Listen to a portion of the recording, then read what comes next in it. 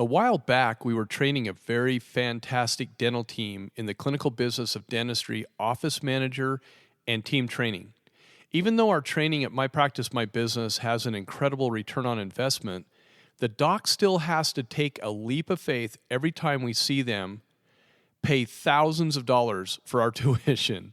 In other words, dental team members, your doc is making a significant investment in you in hopes you can take the knowledge you've gained with us and increase the revenue in his or her practice. This becomes a major jump in the dentist owner thought leadership each and every time they engage our company in training. We begin our podcast right there.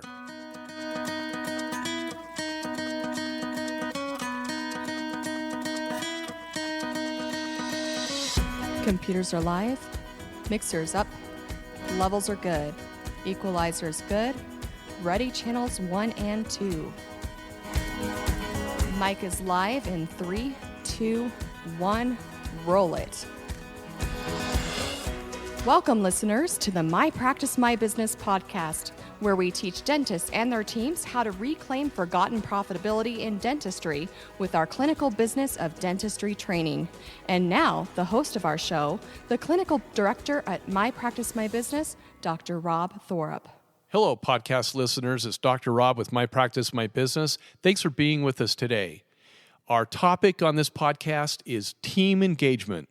Is everyone on board? Thought leadership is what begins with the doctor's belief and values. They believe, they hope they can mold a group of diverse dental professionals within an office with little to no formal business training into business-savvy producers of oral health care. All of this belief and hope is at their expense, not yours, team members. So, what is your behavior during such events? Are you paying attention? Are you mentally and physically engaged in what is being taught at your doctor's expense? What is it that makes a great team member? What makes you a leader in your vertical within the office? May I suggest what I call the 8 areas of being a leader, not a follower? Number 1, honesty and integrity. Are you engaged in honestly trying to learn and improve on your job description? Do you waste time while being on the clock? 2, inspire others, leading by example. Do you gripe and complain, or do you have a positive attitude? Do you have to be asked to do everything, or are you self-motivated? Do you try to be that person in the office that others look up to, or do you simply not care? Number 3, commitment and passion. Do you bloom where you're planted and grow in knowledge and skill set in your job, or do you just come to get a paycheck each day? I told one of my team members that we are going to acquire cone beam technology by the end of the year. She said, "Hey, I've heard of that technology in some of the seminars we've attended at the conventions, but I really don't know that much about it." She proceeded to Google it. And within minutes, she came to me with excitement in her eyes, telling me all the benefits that she could see with patient care in our office utilizing that technology. And that's why she and my team rock, because they're all like that. Say no more. 4, good communicator. Do you filter your communications when getting your point across, or do you offend as many people as possible each day? Guilty as charged. I always am accused of not having a filter, and I work on that all the time. 5, decision-making capabilities. I love delegating and watching my team grow. Can you make decisions, good ones? 6, accountability. Do you take responsibility for your own actions, mistakes, and own up to them, learn from them, or do you blame others for your shortcomings? 7, delegation and empowerment. Are you a control freak, or do you share responsibilities with others and help them grow and learn? 8, creativity and innovation. I love it when a team member simply makes things better, when they use their own creative thinking to create Facebook posts, hang pictures, or just learn how to order online. Those are my 8 key points. And as I indicated, Yes, one of them I'm still working on. We aren't perfect in all these areas, but these are areas that we can improve on a daily basis. It might take a whole lifetime of practice to accomplish them, but if we're constantly working on them, that's most important, and that's what's recognized. Team members need to have core values. Those are the energetic drivers of our decisions and aspirations. They enable us to live authentically, foster connectivity, and contribute to the good of everyone around us. Positive personal values that help engage the team are accountability, integrity, trust. Positive dental office values are teamwork, patient satisfaction, and helping the practice be financially stable.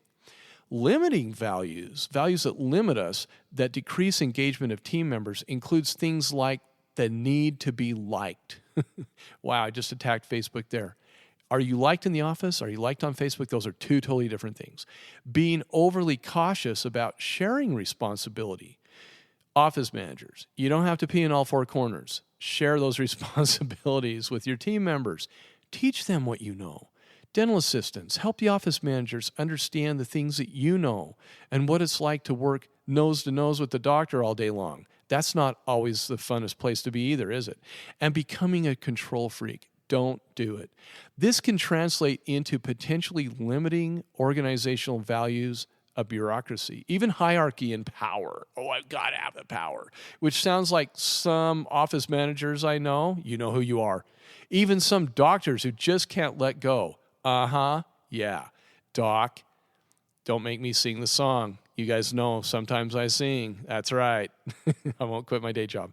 Remember, the practice is the star of the dental show, and everyone else is in a supporting role of the dental practice. It's that engagement of everyone on the dental team that causes the dental show, the practice, to really grow, profit, and thrive. Having team members who are engaged in the practice will do what matters to give the patients that Disney experience. They've got to be engaged, though, Doc. And you've got to be engaged, Doc. Don't forget. Being on stage is the only thing that our patients really care about. Engaged team members will pay attention to detail in the office, making sure it's clean, that they are clean, and their clothes are clean, their scrubs look good, providing a friendly environment and doing things right the first time. When the doc is engaged, he or she will take care of the team members. And when the dental team members are engaged, Doc, they'll take care of you. Taking care of each other engages the hearts and minds of everyone, and your patients will feel it. And the dental practice simply thrives when everyone can articulate and paddle in the same direction. Practices that have team members who engage in knowledge and skills tend to thrive in 4 areas. Area 1, innovation. Because no one is afraid to engage in new technology and skills. The status quo simply doesn't exist in these offices, and no one suffers from the Unindi syndrome, which is an acronym that stands for, yeah, no, I'm not doing it. Want me to do that voice one more time? It's my favorite. Those team members couldn't innovate milk on cereal, eggs with bacon, or how to blow their noses, let alone wipe them clean. 2, organizational support. The majority of team members tend to be cross-trained in these offices and provide exceptional job satisfaction. Best of all, team support starts, Doc, from the top down. 3, continuing education, knowledge and skills. Dental team members who are engaged in their jobs love learning. You won't see them on their cell phones during training of any kind. You won't see them talking to team members while they're being taught by an instructor or in a lecture, and they take notes to refer back on in team meetings of the things they are impressed with in those lectures that resonates with their minds. 4, fun and entertainment. Engaged dental team members know how to have fun while learning. They find humor in most things and are excited to come to work every day. Work to them is engaging, memorable, and fun. Dentistry, like any job, has its honeymoon phase and then marriage phase. When you first begin working in an office, it's new and exciting. Once you master your skills to a level of competency of feeling good about your delivery of dentistry, the honeymoon phase ends. Keeping your job fun and engaging is no different than keeping a marriage fun and engaging. Both require work, but the rewards are fantastic in the end. Thank you so much for tuning into the My Practice, My Business podcast. You can find additional podcasts you may have missed that will help you with your dental practice at Apple iTunes Podcasts. And remember to become a subscriber to our podcast. Many of you have asked how to help support the My Practice, My Business podcast. If you have enjoyed the program and information you received today, the best way to help is to leave us a 5-star review. Thanks again for allowing us to be a part of your day.